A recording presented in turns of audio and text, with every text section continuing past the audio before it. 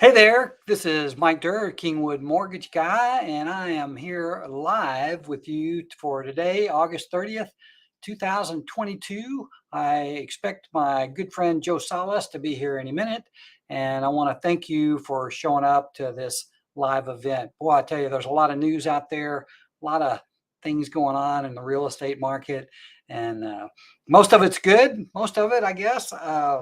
So what we're going to do is we're going to get to it. But before I get started, there's a couple things that I wasn't able to get into the program today. So I'm going to go over those real quick.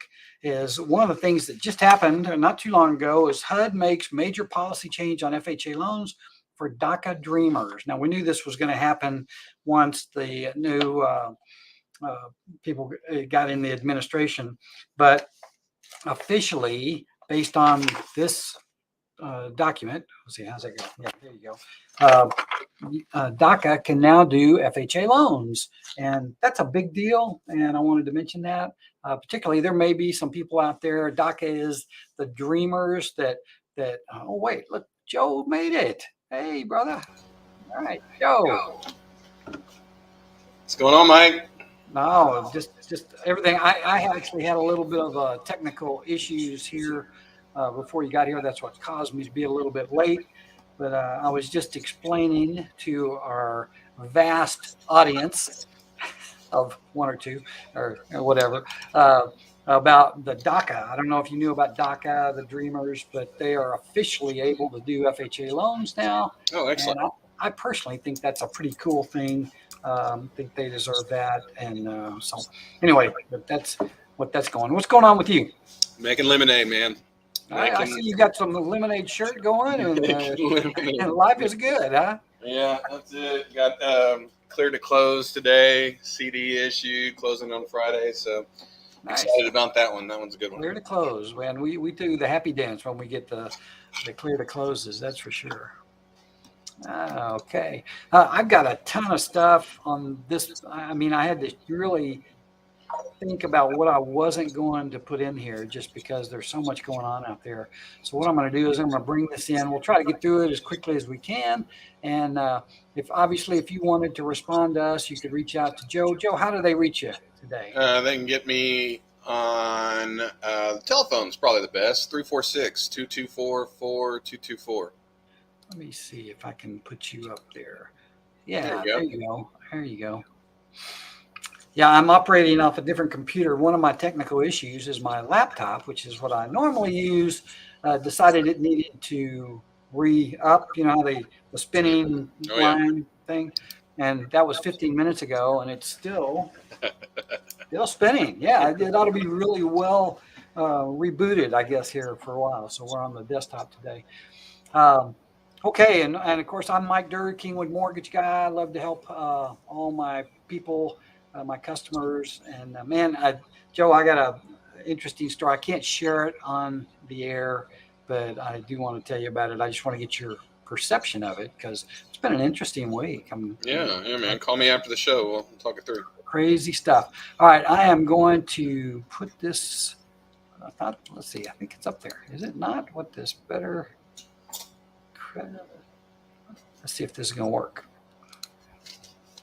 And to stream. There we go. All right.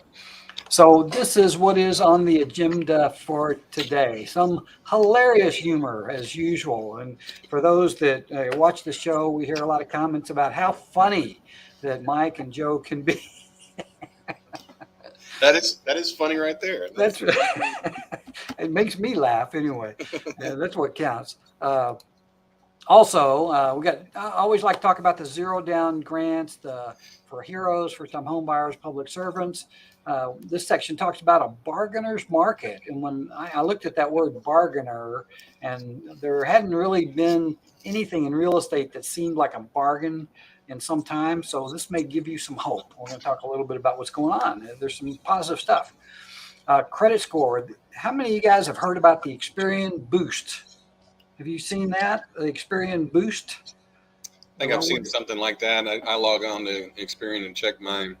I'm going to show you if for the people that choose to do the Experian Boost, why that may be not as great as you'd hoped. Okay. We'll talk a little bit about that. It's kind of like a mixed blessing. Housing recession. How many have heard that word? Have you heard the word housing recession, Joe? No, I've heard recession, but not to do with housing. Well, we're going to discuss that because that word is being bantied about, and we're going to find out what the experts, the economists, and people like that think that is. Then we got Gary Keller. Do you know who Gary Keller is? Yeah, I know him. I've read Yeah, a couple of his books. yeah, he's got some good books. He's the I guess the owner person that created Keller Williams. He's considered to be a pretty smart guy. And this little part that he talks about, the current market is the most confusing he has ever seen. And I think he's right. I mean, it's I one of agree. those markets that just a unusual, historically weird. And boy, anybody that tells you they know exactly what to do, I'd run, to be honest with you. Oh, and here's a hot topic, man. I got Dave Ramsey on forgiving student loan debt. I thought I'd just throw that in. That's not exactly related to real estate, but then it is because just about everybody, particularly young people that I do loans for, they have student loan debt to the point where some of it is incredible student loan debt. We're also going to talk about rates, 30-year fixed rates today, what they look like, and then we're going to talk about the lock and shop program. So anything from that interests you there, Joe? All of it. Let's All do right. it. All right. I like it. All right. So let's go. So here's my humor for the day. This is actually real. This is a real verification that we got from an employer. And what we do is we send out a form that the person that's in charge of HR has to fill out. And in this case, this person had to have a sense of humor, or they pretty murmured. Maybe they were going to kill her that day. I don't know. But it says probability of continued employment. And it says until she is dead.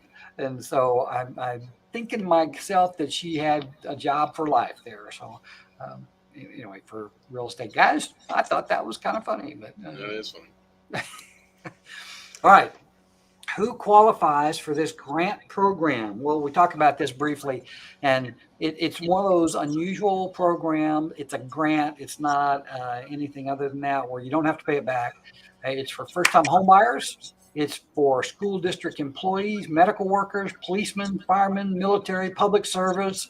And what public service means, if you work for the county or the city, when you talk about school district employees, that doesn't just mean teachers and administrators. It means if you work in the cafeteria, if you drive a bus, whatever, you can get zero down as a grant. It's basically you don't have to pay back.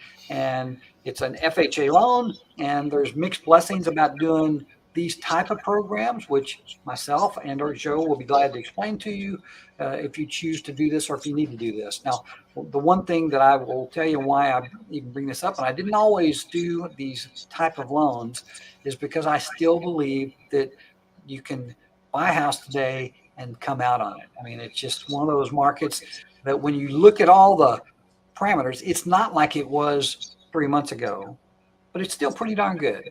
And actually, one of the best slides, I wasn't able to get it in, but it showed where the most likely places are. We talked about this last week about the specific cities that were the most likely to have downturns. Well, this one showed, and it was from CoreLogic, and it had a map of the United States, and it talked about where I think there were 5 categories: the best chance of them, the house prices dropping, and the least chance of house prices dropping. And Texas looked really good. I mean, all over Texas, particularly up and down 35 and 45 looked really good. So I thought that was good, but I didn't get a chance. I had so much stuff I couldn't put it in here. All right, so let me get my trusty information here. I think I've got it. Maybe I don't need it for this one. Anyway, this is bargain. There were no bargains. The word bargain, when you were talking about real estate and buying a house, was non-existent. I mean, there just weren't anybody making bargains for you out there. But today, the tide's turned a little bit. Home buyers are regaining a little leverage. And it talked about, and this is from realtor.com, that 92% of buyers received some type of concession. And it could be a repair. It could be closing cost. It could be an extension in the time that they had. There were a handful of particular things that it talked about where that 9.2 out of 10 received some kind of concession. And this is basically over the last 2 months. Would you agree to that? Are you seeing that, Joe? Yes. There you Prior go. to 3 months ago, no, Yeah. but recently, yes. Yeah. There was a point, I think it was almost just the opposite. There were probably 80% of the people that the sellers weren't giving up anything. And if you wanted it, you took it, because otherwise you can just get in line for somebody else's house.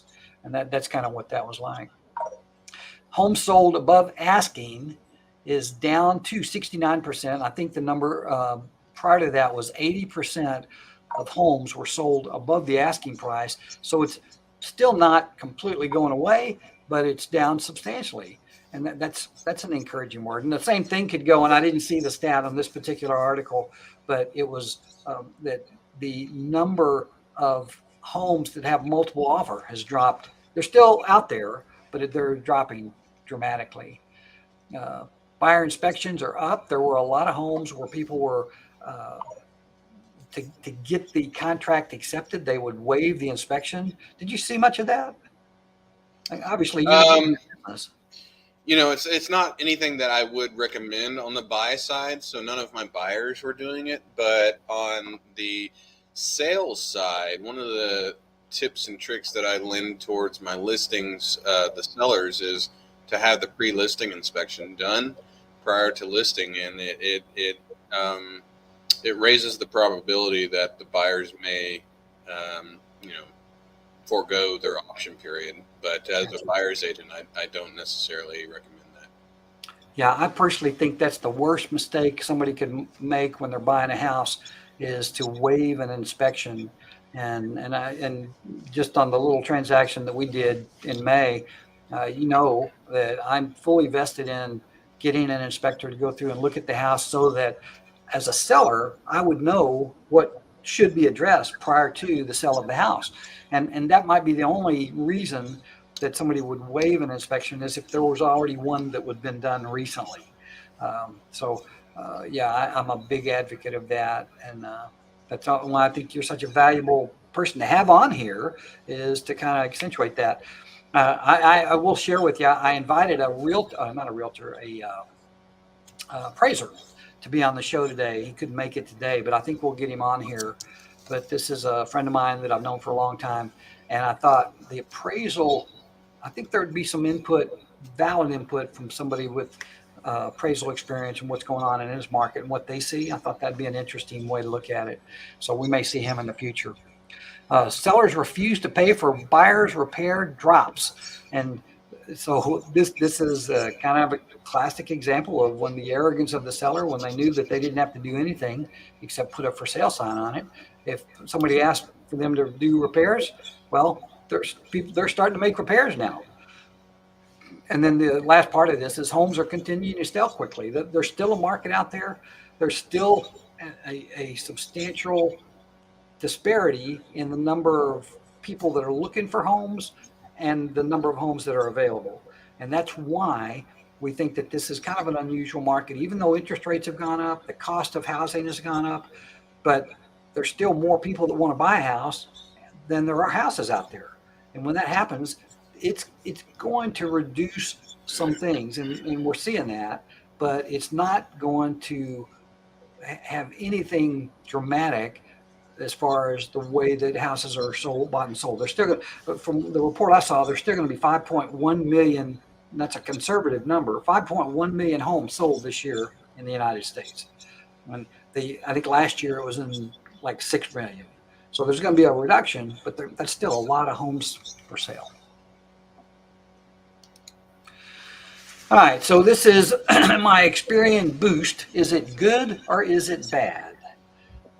I'm not sure. Experian is one of the 3 credit bureaus. The other 2 are Equifax and TransUnion. And what happens is when we look at somebody's credit, we look at their middle score. All right, and there's no consistency with which ones are going to be consistently in the middle. I mean, they've got varying algorithms that they correct their score and stuff. And so you can't say Experian is going to be in the middle, or Experian is going to be the lowest, or Experian is going to be the highest. We just don't know. They're all different. But what happens when you do the Experian Boost? This is I'm pretty sure this is a program that you pay for. I don't think it's for free. And it may help your Experian score, right? However, if you're borrowing and you're anywhere close to the top of your debt ratio, it also adds debt to your debt ratio. And this is a perfect example. These are one that are very recent credit report that I did that shows that you can get your utility company and the phone company, and there's a few others that you can get on there. But it adds, in this case, $109 to their debt ratio. Now, $109 doesn't seem like a lot, but on some of the deals, particularly with interest rates going up and with the price of houses being up, the debt ratio we play with can be towards the top. I mean, this particular couple, if they weren't jointly borrowing for this house, they wouldn't qualify for it. So their debt ratio was a little bit high. And one of the things that I could suggest to this young lady is to take this Equifax, or in this case, Experian Boost, and drop it. One, she paid for it. She needs to unpay for it and get these two things on here. In some cases, I've seen as many as 6 different reported lines that add up to $200 or $300, which would be against their debt ratio, which would reduce the amount of money that they could spend for a house. So a lot of people don't know that. Just before you do something like that, talk to somebody that you trust that's in this business that can guide you as to if that might be a good idea or not. A lot of times they will do it. They'll look at their credit, or they run their own credit through Experian, and it recommends this stuff. I don't think it's a good idea. I can tell you that of the 10 people I've seen with this Experian Boost, I've told 9 of them to stop it, or to get it off there, because it's not going to help them. So, and that's, I'll leave it right there. All right, this is the, what does the term housing recession mean? And so the article that I read on this was multiple pages long. Let's see, it was about 10 pages long. You see that? What does housing recession even mean? Well, there's no such thing. I mean, this is a term, if you'd looked it up 2 years ago, obviously we weren't in a housing recession at the time, but the whole fact that the housing specifically could be in a recession wasn't even considered. But these are the things that it's kind of related to. Housing market crash. Well, there hadn't been a housing market crash. Matter of fact, there's a shortage of homes. If there was a housing market crash, that seems to me like there are too many homes. Would that make sense? I mean, isn't that the way it's perceived? Builder confidence plunges. Well, I get that. I mean, the builder's confidence has plunged a little bit as far as what they're projecting to build for houses. But I mean, pretty much everything that they've built, they've pretty much sold, particularly this last couple of years, and it may cause them to slow down. So from that standpoint, the builder confidence could be a little bit shook, just because. Joe, you asked me, or tell me this: if somebody is going to look for homes, if there are 10 people out there, how many want to look at existing homes versus how many want to look at new homes? Ooh. That's a good question. I don't have a ratio or a percentage, but I would say, like half and half almost, I would imagine. But here's the thing with new homes, for the majority of the times that people are looking at new homes, the lots are a lot smaller. They're a lot closer. There's no yards, or lack of yards, and lack of neighborhood amenities like pools is the big one that I've been encountering lately. But new homes also have a lot of pluses, which are like warranties on their construction and roofing and foundations and appliances. So, it's give and take. As far as a ratio, I would say, it's almost half and half. If I had 10 people looking for homes, half of them are probably going to be looking at the newer homes, and the other half are going to be looking at pre-owned homes that they can do a little something with. So I find it to be a little more slanted towards the existing homes. Maybe it's because there's more of them. The one thing that I've seen the new home come back a little bit from is the fact that a builder can build a home just for you, and you're not going to have multiple offers on a home that's being built. They'll usually say, "You want that home? You can buy it. Just put your money down." Right. So that's probably particularly this last 6 months to a year factor there. Yeah, if they had 9 months to a year to wait for a home to be built, then that would be where Yeah. I would point them to. The funny thing is, a lot of the home builders in the last year stopped doing their design center, and we're just building for inventory. So it didn't matter what finishes or fixtures you wanted in a house, unless you were going to a strictly custom builder. Right. A lot of these production style builders were foregoing that for their clients and saying, either you take what we got or don't take anything at all. We have people lining up. But lately, the tide has shifted. There's a little bit of a correction in the market, and they're starting to open those back up.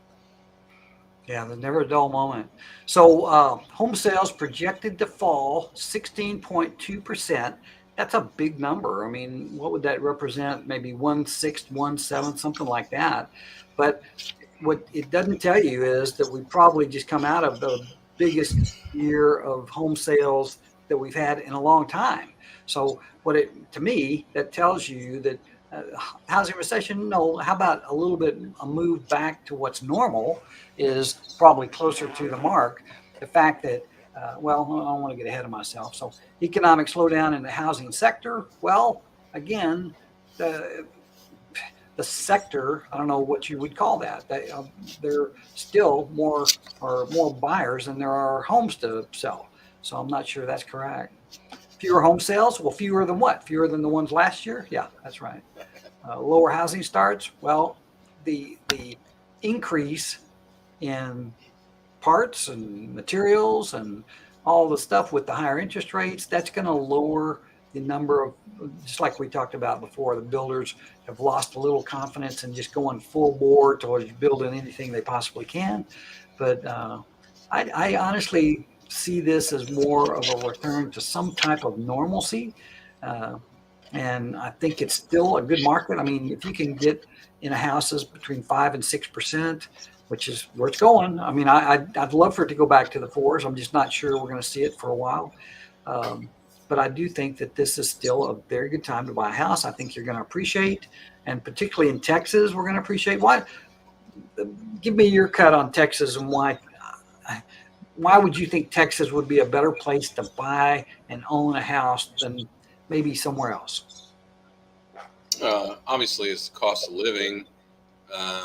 The lack of a state income tax helps, although there's some articles out there that actually say opposite because of sales tax, etc. But well, the real estate taxes are substantially higher. The real estate taxes, yeah. But overall, I think the cost of living is one of the bigger drivers. The funny thing is, Mike, when I get calls from out-of-state clients, and mainly it's been from California lately, which is funny because we talk about it on the show.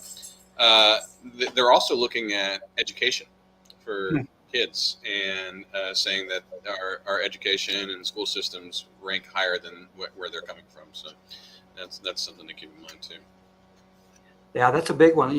That's one of the whole things I talk about is when you're looking to buy a home and you want it to appreciate, one of the first things you should look at is the school districts.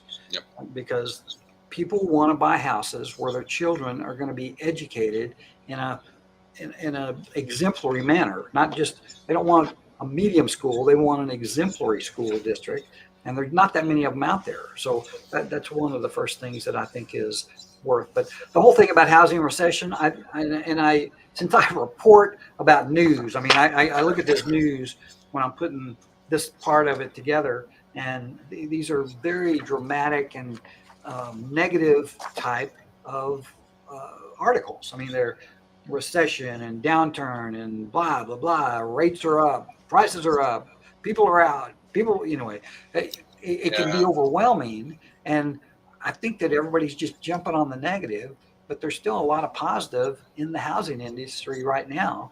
And I mean, uh, I was sore subject with me, but I was going to be buying a house until I wasn't. And it didn't have anything to do with the house or any of the rates or any of that. But that's for a private conversation another time. The buzzword that I've been hearing lately is not necessarily recession or slowdown, and I agree with this buzzword. It's correction. So Yeah. there's a correction happening. The last 2 years have just been extraordinary, outside of the bounds of where normal operating is for home sales in the market, and so now we're just experiencing a correction, and I agree with it. See, I think that's a great segue into what Gary Keller said. Uh, Gary Keller, basically, another substantial article. And if you've been in this side of it, Gary Keller is a proponent of doing your work. I mean, do the things that the successful agents do, and you will be successful. And I kind of believe that kind of stuff too. And you can't get so worried about the market, because the market, well, he said it just like what Joe said. When times are good, at some point they're going to get worse. Conversely, when times are bad, they're probably going to get better. And it's a flow. It's an up and down part of the way the market moves. And I'm not going to say this was the smoothest transition in a market. We're still going through it.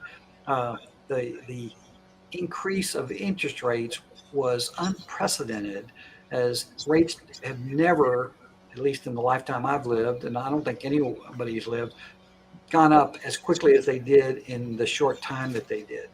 Now, that created these mixed signals, but this market's different. I mean, anybody that you've seen that's been in the business, I don't know, 40 years or something like that, they will tell you that there's not been a market like this. And Gary Keller said the same thing. So here's what his mixed signals is what he said. Home prices are still increasing, not always. And it's funny, Joe said the California thing. The biggest part of red on that chart that I was telling you about that had the United States and the most likely place where home prices were going to go down was in California and in the Northeast, on that Northeast coastline. There were some in the middle of the country, but in Texas, and there was even some in Florida too. But Texas was very solid. Now I'll bring that probably to next week's thing, just because I thought it was such a good piece. But average days on the market still an all-time low. I mean, if you're a seller, you're still going to sell your house fast. The problem is you still got to find a place to go. Now, as this market has shifted, this might still be a good time to get out there and find a house that's worthy for you to move into. Mortgage rates historically in this range are still much better than they have been historically. And I think I've showed you that chart a handful of times. I'll bring that back out too. But to be in the fives is a heck of a good place to be. I mentioned this. Keller estimates that 5.1 million homes sales will happen this year. Now, that's lower than what the estimates are. The estimates are about 5.7. But he said even if it's 5.1 million, that's more homes than they sold in 2016 altogether. And that was a pretty darn good year. And that's not as many as last year, but it's still a lot. So hopefully those things will pan out. So here we are. And the other thing is, man, we're done with August. I mean, the summertime is just about done.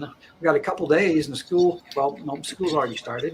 So, I mean, it's the beginning of fall. And I always look for these 80-degree temperatures. Now, obviously, it's been raining here a substantial amount, but it's a hint for me. And I love the fall. I think that's one of the better periods down here between fall and the spring, if there is such a thing. Some people I heard somebody call about the seasons in Texas are fall, summer, back to school. I mean, it was like 3 seasons anyway. I forget what that was exactly. All right. Mortgage interest rates. One of the things that some people want to know is they want to know what the 30-year fixed rate is today. I think I looked at last week's slide. It was 5.25. Today it's 5 3/4. It pains me to tell you that, but I just got to be realistic. Rates have been moving up for the last 7 8 days, and I'm not sure if it's going to turn around. There's so much inflation news and the interest rates and all that kind of stuff are out there. I'm just not one to predict that because I don't know. I hope that they stay in this range or go down. That's what I'm hoping happens. Is that what you're seeing, Joe? As far as the interest rates, Yeah. Yeah, absolutely. I think the people that you're closing, this ones you said you got this Friday, they're probably in either the low fives or the high fours. That's what High it fours. was, huh? High Yeah. fours. Yeah. Unfortunately, the people that are going to be closing in September are going to be a little bit higher than that. So it's just not pretty out there. And then Dave Ramsey. Now this is political stuff, and I'm not a big fan of talking about my political stuff, but this is Dave Ramsey, so I'm going to hide behind him. But there's a video that he did with his daughter, and it's about the cancellation of student loan debt. Joe, you got the cojones to talk about what you feel on this? I think it's a good thing. I disagree. Interesting. Oh, you coward. Come on. No, I think it's a good thing. If you think about it, like you said, there are several students, and even myself, I still, 20 something years removed from college, I still have a balance with student loans. It's a monkey that's hard to get off your back. It is, and I pay religiously, and sometimes even more than what I owe on a monthly basis if I'm able to. It's not as important as paying my car note faster or my home note faster, but it does carry 3.5% interest. So there is interest that builds on that account. I think it's a good thing. Don't get me started about politics. I don't think anybody should pay for college anyway. But unless you start getting into specialty like doctors and lawyers, et cetera, I really think education should be free to all those who pursue it.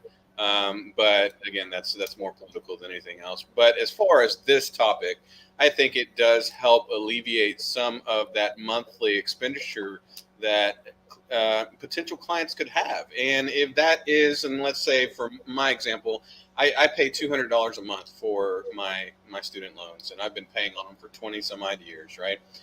If I could alleviate that $200, that puts me in the market for anything I want to spend more, $200 more a month. And so I'm out there spending money, and I think it's a good thing for the economy. I really do. And I know it differs from, more of the conservative mindset, but I don't think it's socialism. I don't think it's a bad thing to help out students. And if you did the research on who it's helping, the majority of the people that it's helping are people that I believe should be helped.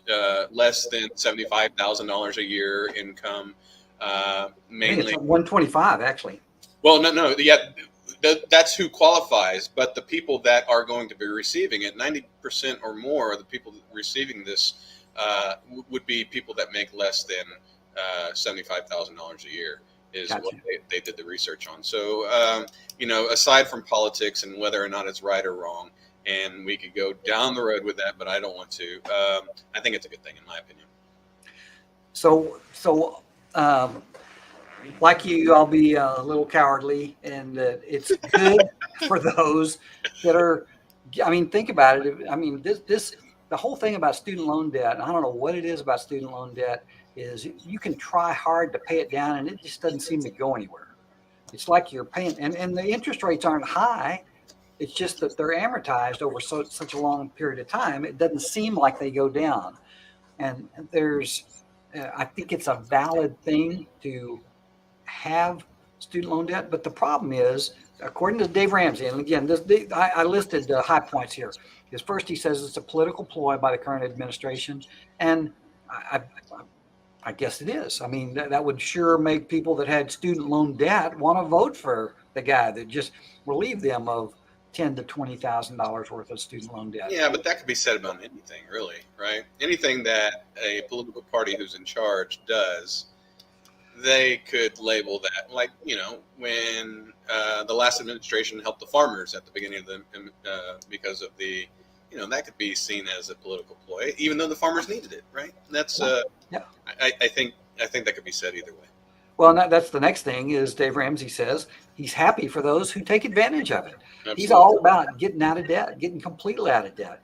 And that for this guy, I mean, he's not just a get out of debt guy. He's a Nazi. I mean, he wants you to get out of debt completely and, and never, ever do anything else. And, I have been fortunate enough to see what it's like to be out of debt. And I know it's a blessing for anybody that can do that. And it's not easy. Not everybody can do it. Everybody will, but it's a wonderful goal to attain. And if you can do it, and if the government helps you, the problem is it's not the government that's helping you. It's Joe and Mike and everybody else. It's not the government doesn't have any money unless they take it from you and I.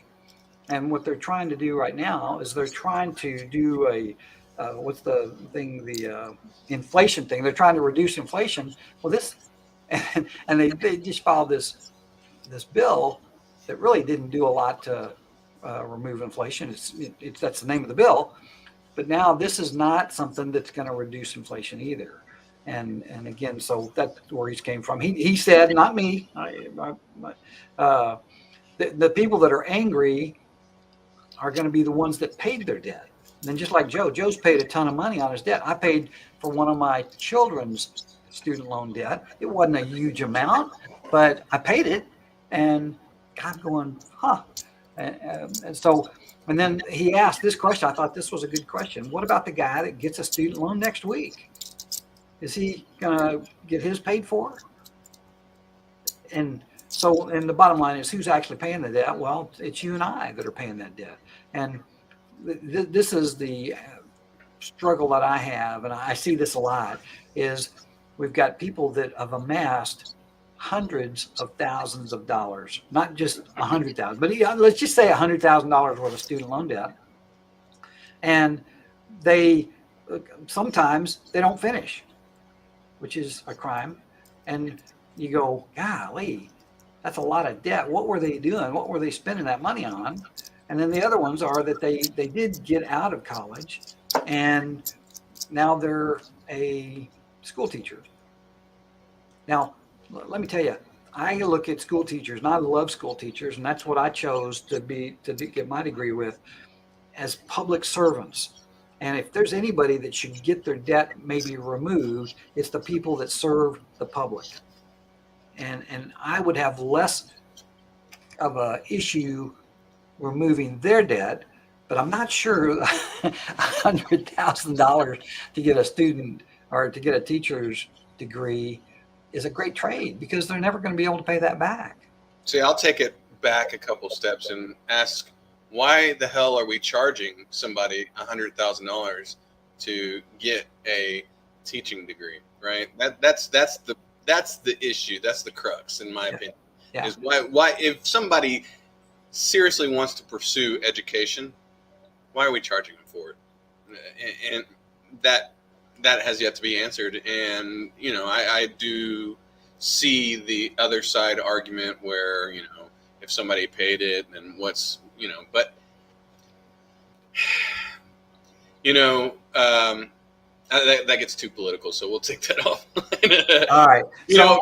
Me as a realtor, I straddle the line between red and blue, and between all these other issues, because really and truly, my market is everybody. I don't want to say one thing and alienate another person, but I do have beliefs, and that's my belief: is why the hell are we charging somebody $100,000 to go to school?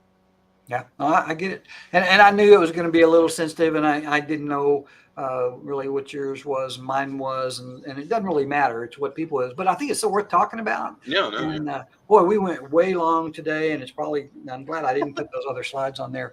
But Joe, it's always a pleasure to have you on the show, and would like to make sure that people know how to get in touch with you. So again, let me just put your thing up here, my purple paint thing.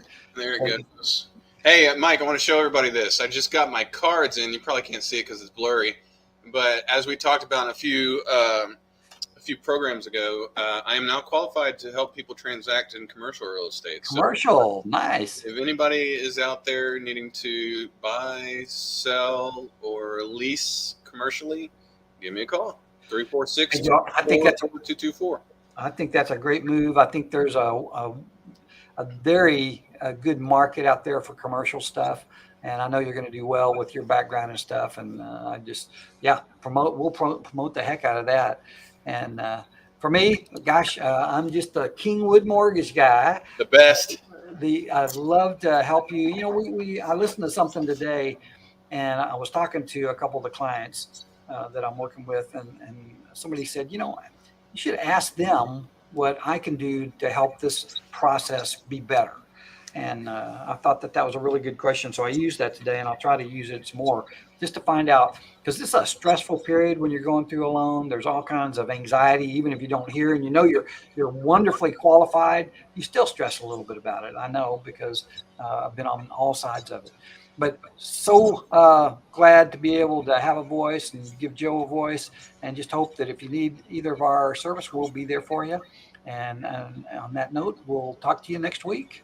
Joe? Thanks, Mike. Yeah, I All right. appreciate you, man. Okay, talk to you soon. Bye. All right, bye.